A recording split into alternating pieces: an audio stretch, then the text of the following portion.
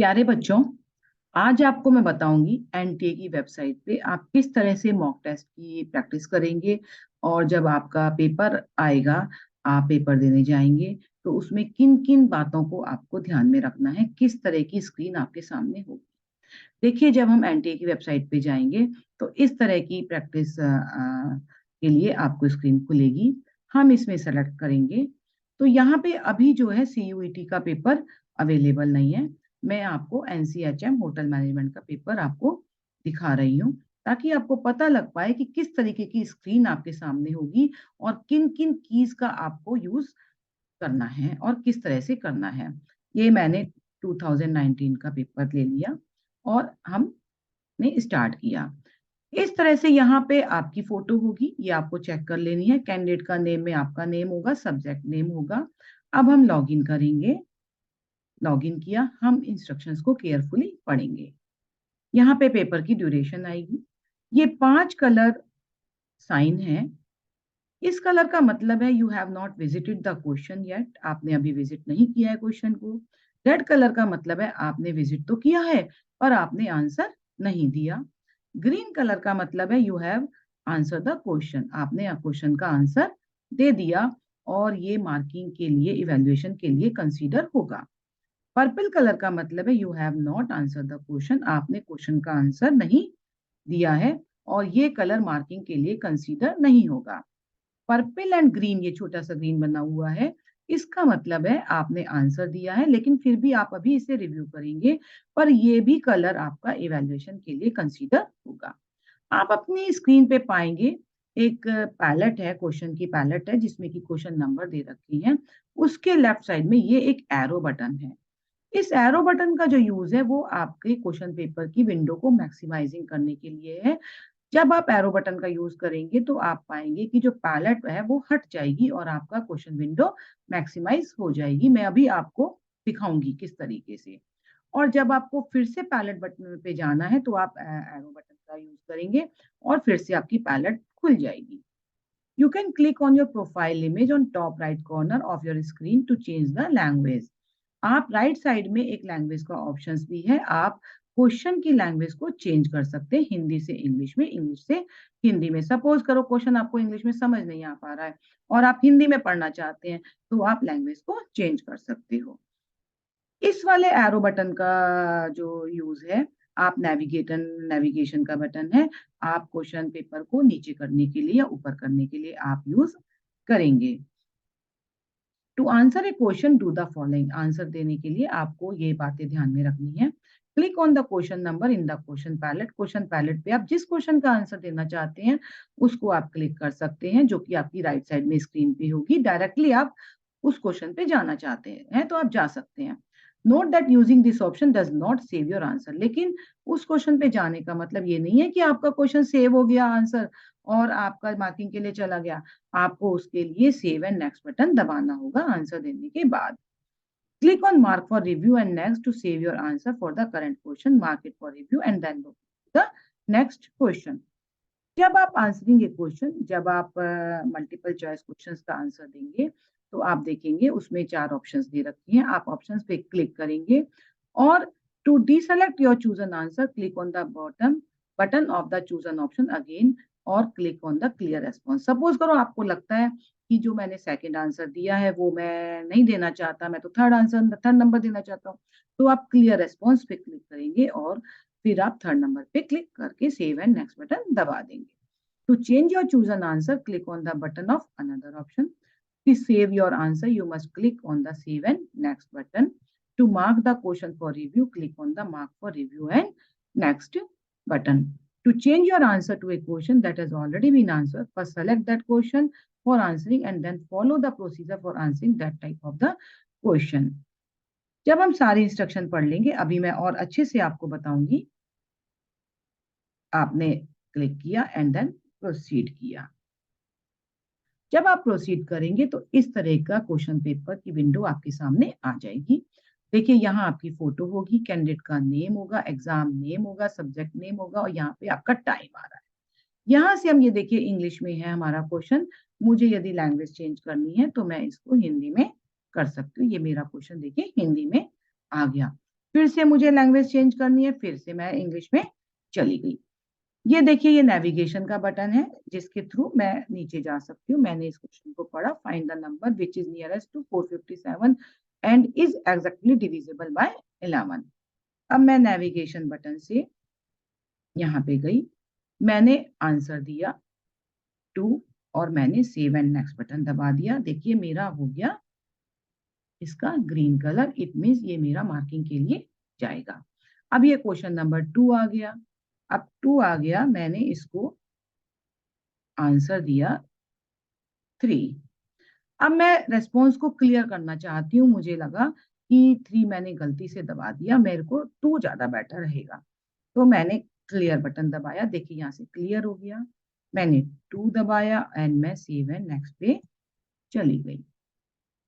अब मैंने क्वेश्चन 3 का आंसर दिया, ध्यान से देखिए आप लोग। मैंने यहाँ पे इसका आंसर सपोज करो 3 दिया और मैंने save and mark for review दबा दिया, तो ये पर्पल एंड ग्रीन कलर हो गया। ये भी क्वेश्चन मेरा इवैल्यूएशन के लिए कंसीडर किया जाएगा। अब क्वेश्चन नंबर 4 हो गया। क्वेश्चन नंबर 4 के लिए मैंने आंसर सपोज करे 2 दिया और मैंने इसको मार्क फॉर रिव्यू के लिए छोड़ दिया, तो ये देखिए कलर पर्पल हो गया। ये कलर आपका जो है कंसीडर नहीं होगा इवैल्यूएशन के लिए, ये हमें ध्यान देना है। अब मुझे क्वेश्चन नंबर 4 पे फिर से जाना है, तो मैं बैक बटन के जरिए मैं क्वेश्चन नंबर 4 पे जा सकती हूँ। ये देखिए नेविगेशन के जरिए मैं ऊपर चली गई, क्वेश्चन नंबर 4 को मैंने पढ़ा और मुझे लग रहा है मेरे को रेस्पॉन्स क्लियर करनी है। मैंने क्लियर की, मैंने थर्ड रेस्पॉन्स दी और मैं सेव एंड नेक्स्ट बटन दबा दिया। ये देखिए ये एरो का मुझे विंडो बड़ी करनी है क्वेश्चन पेपर की, तो जो मेरी पैलेट थी वो छुप गई और मेरी क्वेश्चन पेपर की विंडो बड़ी हो गई। और यदि इस एरो को मैंने यूज किया तो मेरे क्वेश्चन पेपर की विंडो बड़ी हो गई। इस तरह से हम जो है पेपर की प्रैक्टिस करेंगे। इसी तरीके की विंडो आपके सामने होगी, एक बार जरूर सब लोग देख लीजिएगा। अब जब सारे क्वेश्चंस आपके नेक्स्ट बटन के जरिए हम नेक्स्ट क्वेश्चन पे जा सकते हैं। ये देखिए 6 पे गए। अब सपोज करो मुझे 19 क्वेश्चन देना है आंसर, तो मैं सीधे इस क्वेश्चन पे भी जा सकती हूँ। मैंने इसका आंसर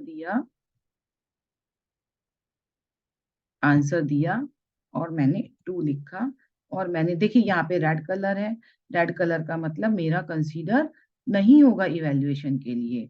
मैंने 2 दिया और मैंने सेव एंड नेक्स्ट दबाया और मेरा 19 आ गया।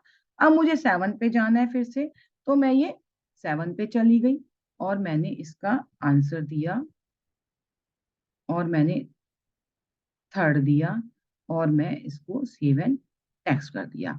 जब सारे क्वेश्चन हम कर लेंगे उसके बाद हम सबमिट का बटन दबाएंगे। हमने सबमिट का बटन दबाया, देखिए यहाँ पे आ गया 5 क्वेश्चन के मैंने आंसर दिए हैं और मार्क फॉर रिव्यू के लिए 0 है, नॉट आंसर 3 है और आंसर और मार्क फॉर रिव्यू ये 1 क्वेश्चन है। तो मेरे 5 और एक 6 क्वेश्चन मेरे इवेल्युएशन के लिए कंसीडर होंगे। सपोज करो अब वो पूछ रहा है are you sure you want to submit for final marking. यदि आप श्योर नहीं हो, फिर से आप जाना चाहते हो बैक पेपर पे, तो आप नो दबाएंगे और आप फिर से बैक चले गए अपने क्वेश्चन पेपर पे। तो जब आप सारे क्वेश्चन कर लेंगे फिर आप दोबारा से सबमिट करेंगे। सबमिट के बाद आप यस दबाएंगे, आपका ये सबमिट हो गया, सक्सेसफुली सबमिट हो जाएगा, आपका पेपर खत्म हो गया। सीयूईटी की वेबसाइट पे, जो हमारा एनटीए की वेबसाइट है, उसमें देखिए जब आप मॉक टेस्ट सीयूईटी की प्रैक्टिस करेंगे तो आपको इस तरीके का फॉर्म खुलेगा, display of mock test practice question for common university entrance test. यहाँ से आप मॉक टेस्ट की प्रैक्टिस कर सकते हैं, लेकिन इसमें बेटा 2-3 बातें दिमाग में आपको देखनी है। देखो यहाँ क्लियर लिखा हुआ है, the question are meant for practice. यहाँ पे जो क्वेश्चन है ओनली प्रैक्टिस के लिए हैं, जो भी बच्चे सीयूईटी देना चाहते हैं। Practice questions do not constitute a mock test and are not indicative of duration within which they are capable of being solved. हो सकता है उनका ड्यूरेशन जो है अकॉर्डिंगली ना हो। They do not necessarily represent the pattern or spread of the question across various topics in a syllabus.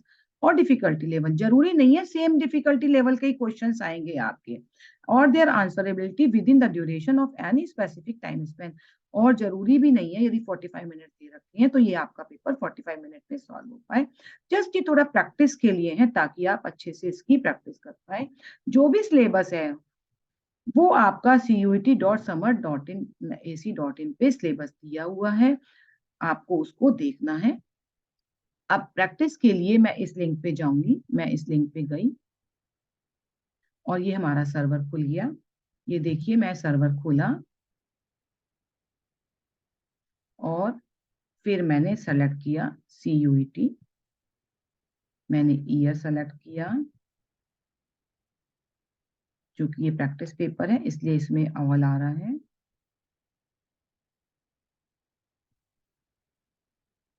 अब मैंने पेपर सेलेक्ट किया, पेपर में सपोज करिए मैं एग्रीकल्चर, एंथ्रोपोलॉजी, असामी, अरबी के सब दे रखे हैं इसमें। मैं सपोज करिए इकोनॉमिक्स का पेपर मैंने सेलेक्ट किया और मैंने लैंग्वेज सेलेक्ट कर ली इंग्लिश। अब मैंने मॉक टेस्ट को स्टार्ट किया, फिर उसी तरीके की इंस्ट्रक्शंस आ गई। देखिए इकोनॉमिक्स पेपर की ड्यूरेशन 45 मिनट्स है।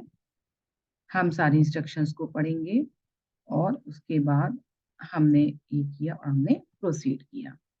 अब प्रोसीड किया, ये मेरा क्वेश्चन नंबर आ गया, मैंने इसको करा, इसमें मैंने सेकंड दबाया, मैंने इसमें सेकंड दबाया और मैं सेव एंड नेक्स्ट पे चली गई और मेरा नेक्स्ट क्वेश्चन आ गया। और ये देखिए यहाँ पे पायलट पे भी ग्रीन हो गया। और अब मैंने इस वाले का आंसर 2 दबाया,